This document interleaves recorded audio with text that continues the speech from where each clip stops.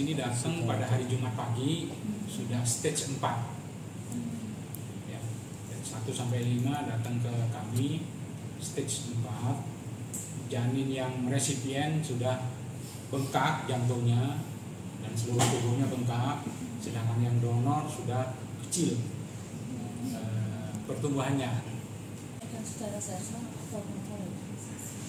Secara sesar masih di dalam, ya, meninggalnya di dalam. Ya. Padahal itu akibat dari sebagian kecil plasenta yang lepas. Disebutnya solusio. Jadi lepasnya plasenta dari letaknya yang normal. Solusio itu sendiri disebabkan oleh preeklamsi. Preeklamsi di sini karena mirror syndrome tadi. Oh, berarti disebabkan oleh mirror syndrome sendiri. Salah satu komplikasinya adalah ke preeklamsi, atau disertai dengan preeklamsi. Preeklamsi kan tekanan darahnya naik, yang menyebabkan plasentanya lepas. Plasenta lepas, aliran darah dari ibu ke janin tidak ada, sehingga janinnya meninggal. Jadi pada pagi hari Minggu itu saya datang visit, itu jam 7, itu detak jantungnya ada. Oh, siapa? Ya, memang ibunya sudah mulai tekanan darahnya naik, kemudian sudah mulai sesak, mirror syndrome-nya udah mulai muncul Minggu pagi. Itu. Siang jam 9 kan mesti diawasi ketat, jadi pasien ini dipindah ke HDU namanya, high care unit.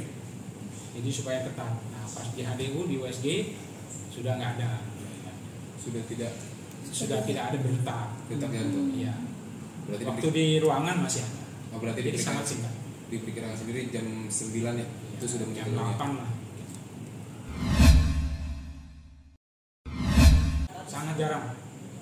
Nanti diklik di Google. Rare case, sangat jarang. Saya sendiri menemui seperti ini mungkin yang kedua. Nggak ada hubungannya sama capek. Oh, ada. Ya, patofisiologinya gitu. Misalnya Mbak nih kembar, ini diakibatkan oleh apa? Belum tahu. Kan kembar sendiri selain karena keturunan juga ada ya yang spontan. Jadi dengan kehamilan kembar ini yang TTTS itu yang menyebabkan janin yang satu hidrop kan bengkak. Nah itu terus menyebabkan neurosis. Plasentanya satu ya. Plasentanya satu. Kasus TTTS itu selalu satu plasenta. Plasentanya satu, tali pusatnya 2. Dia ada sekatnya. Tapi di dalam plasenta itu ada sambungan aliran darah di situ. Sebagian nyambung. Jadi ngalir terus. Itu namanya TTTS. Jadi kalau hamil USG ntar aja, ini nggak boleh gitu, nggak boleh lagi gitu. Kalau di London tuh setiap orang hamil di trimester 1 harus di USG, dan yang USG itu yang expert, yang ahli, karena di situ bisa diprediksi ini bakal TTTS, ini bakal ada kelainan, ini bayinya kembar, ini tunggal. Itu hamil 8 minggu cek. Itu kalau 8 minggu jumlah janinnya berapa. Kalau dia kembar nantinya akan TTTS apa enggak, itu bisa dilihat. Kalau tidak kembar dilihat detaknya, usianya, tebal tengkuk, kemungkinan kelainan bawaan tidak, kemungkinan kelainan Down syndrome tidak, rahimnya ada miom tidak. Jadi itu penting. Di trimester 1 justru penting. Kalau ini dibiarkan terus, maka kedua-dua janin ini seringkali meninggal sebelum 7 bulan. Keguguran ya, atau meninggal di dalam. Jadi 80-100% itu meninggal. Cara yang terbaik adalah memutus aliran darah yang di dalam plasenta itu, diputus dengan laser fetoskopi. Jadi putus setiap titik sambungan. Nah, kemarin saya bersama Dr. Afan memutus sambungan itu.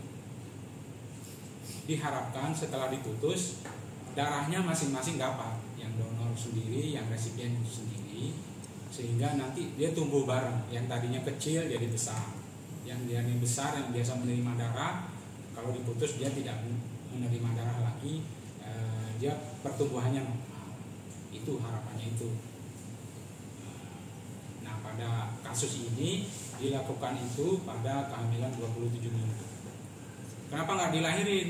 Kalau dilahirin masih sangat prematur, dikhawatirkan tidak survive, makanya diputus, diharapkan dia tumbuh. Biasanya kita mengerjakan melahirkannya di 30 minggu atau 32 minggu.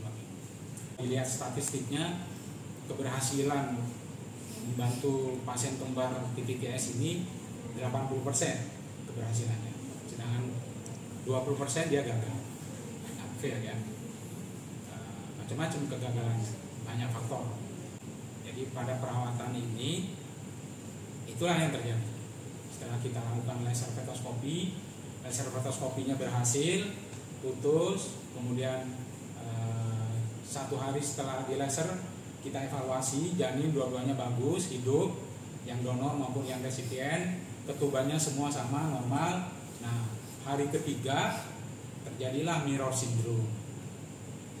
Mirror syndrome disertai dengan preeklamsi. Nah, mirror syndrome dan preeklamsi itu yang menyebabkan sebagian kecil dari plasentanya lepas.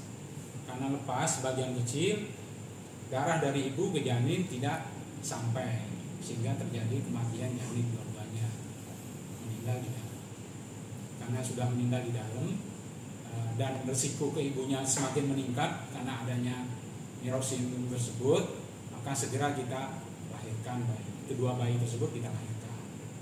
Risikonya apa ke ibunya bila tidak segera dilahirkan? Ya, bisa terjadi preeklamsi bahkan eklamsi. Kan kondisi iris bagus, tekanan darah bagus, tadi 132/83 ya, tidak tinggi lagi. Waktu dioperasi itu sampai 180/90.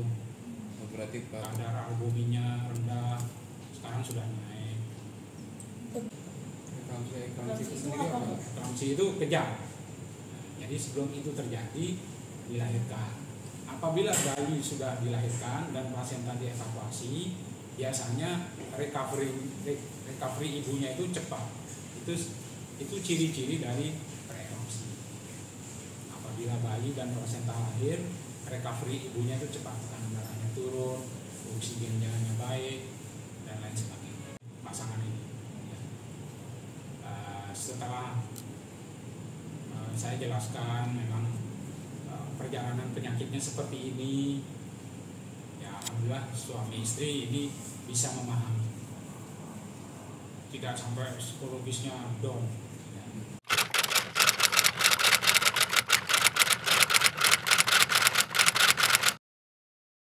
Jadi jangan lupa untuk subscribe Cumi Cumi.